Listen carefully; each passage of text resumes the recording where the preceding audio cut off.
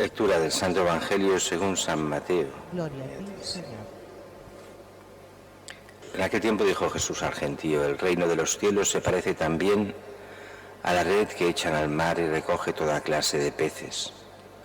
Cuando está llena la arrastran a la orilla, se sientan y reúnen los buenos en cestos y los malos los tiran. Lo mismo sucederá al final de los tiempos, saldrán los ángeles. Separarán a los malos de los buenos y los echarán al horno de fuego. Allí será el llanto y el rechinar de dientes. ¿Habéis entendido todo esto? Ellos respondieron: sí. Él les dijo: pues bien, un escriba que se ha hecho discípulo del reino de los cielos es como un padre de familia que va sacando de su tesoro lo nuevo y lo antiguo. Y cuando Jesús acabó estas parábolas, partió de allí. Palabra del Señor. Gloria a ti, Señor Jesús. La primera lectura es un texto clásico de Jeremías, esta profecía del alfarero, por decirlo así. El que trabaja el barro, nosotros somos, ya viene desde el Génesis aquella imagen, modelados en arcilla, en tierra, y después donde se nos da el alma, se insufla el espíritu, y recuerda que eres polvo, tierra, y a la tierra volverás, al polvo volverás. Claro, eso quedaría, eso que es real, es nuestra muerte, quedamos en nada, pero sabemos muy bien que por el Espíritu tenemos esa vocación de vida eterna y nuestro espíritu continúa y será juzgado. Pero eso lo veremos en la segunda parte. En la primera, esa mentalidad que es la del hombre de todos los tiempos, que es la de la soberbia y la de la prepotencia. Mi vida es mía, hago yo lo que quiero con mi vida y yo no dependo de nadie. Es verdad que cuando uno más mayor se hace, más viejo se hace, se da cuenta de que eso es mentira, pero es pecado hoy en día de todos los hombres, de todas las personas. Antes era más pecado de juventud, tal vez. Y entonces es Dios que se lo hace ver a Jeremías. El alfarero, ¿verdad?, que cuando hace piezas, las que salen mal las vuelve a rehacer, y esas piezas que salen mal las tiran. Si lo hacen antes, si se da cuenta de que está mal hecha antes de cocerla, pues simplemente la vuelve a formar. Si una vez cocida está mal, pues la tiran normalmente. Con esa mentalidad que somos nosotros ante Dios, las piezas que Dios hace. Y si salimos mal, salir mal quiere decir el que se rebota contra Dios, el que pasa de Él, el que no le quiere hacer caso, el que se revuelve contra su Creador. El alfarero, ¿cómo se va a revolver el barro contra el Creador? Contra el alfarero, el que la pieza, pues el hombre sí. ¿Qué le queda eso? Pues la destrucción, porque no sirve para aquello que Dios le ha hecho. Y todo eso tiene mucho que ver con el Evangelio de hoy, si os fijáis bien, que es las dos últimas parábolas que vimos domingo pasado en la misa. Habían 4 parábolas y vemos estas dos últimas. El reino de los cielos se parece a la red que echan en el mar y recoge toda clase de peces. Cuando está llena arrastran a la orilla, se sientan, reúnen los buenos en cestos y los malos los tiran.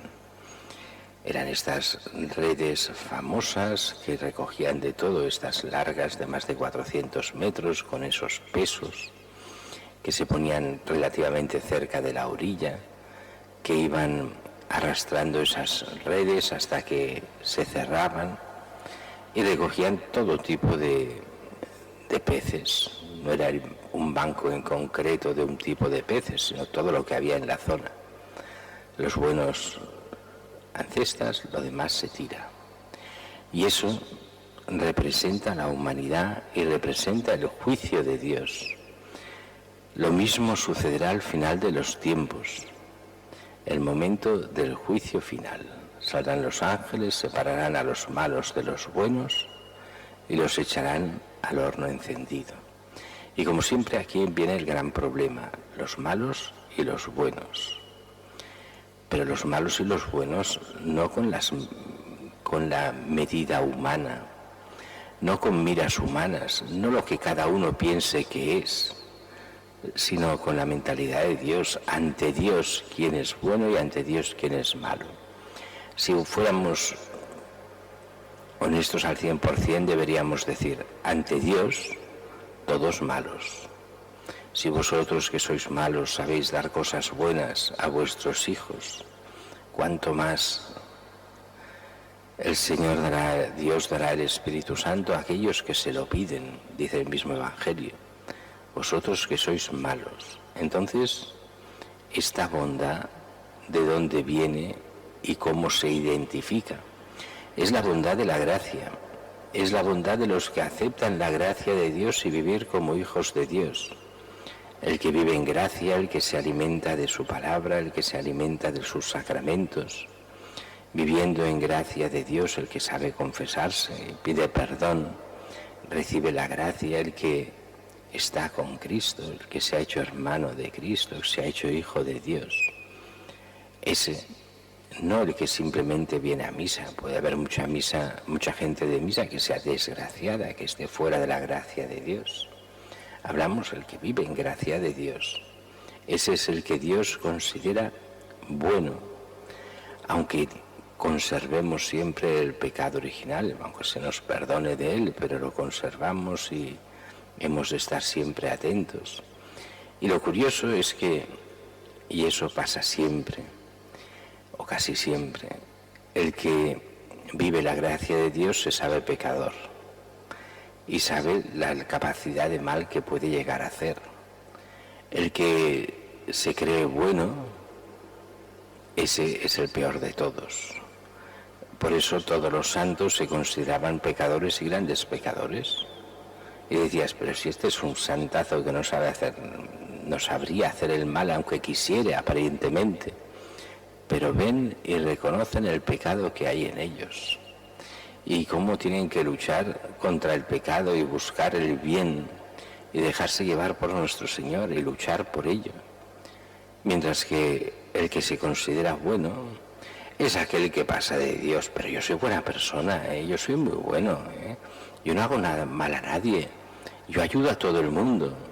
Después rascas y es una pura apariencia de bondad que se da a él, pero no hay nada ahí detrás. Que de tanto en tanto haga alguna cosa buena, pues claro, hasta el peor de los padres hace algo bueno por sus hijos, hasta los asesinos hacen cosas buenas, los ladrones también roban por su familia, ves, hacen cosas buenas, pero son buenos.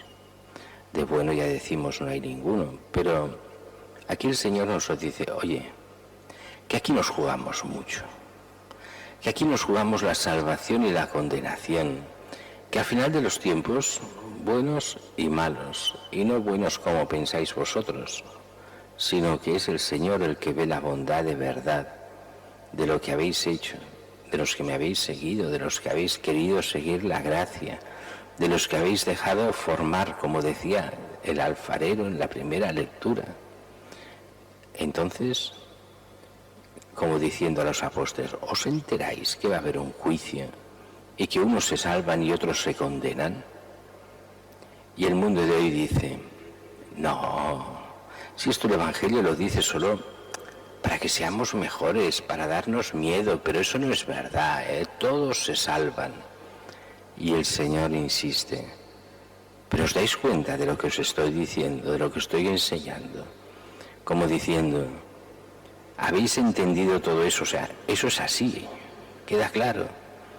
Y los apóstoles, como medio en miedo, dicen, sí, lo entendemos, pero pues bien, el mundo de hoy no quiere entenderlo. Incluso muchos cristianos no quieren entenderlo. Muchos cristianos están en ese buenismo que todo el mundo se salva. Y la razón es una razón que he oído 1000 veces y que es la más absurda del mundo. Malinterpretar la bondad de Dios.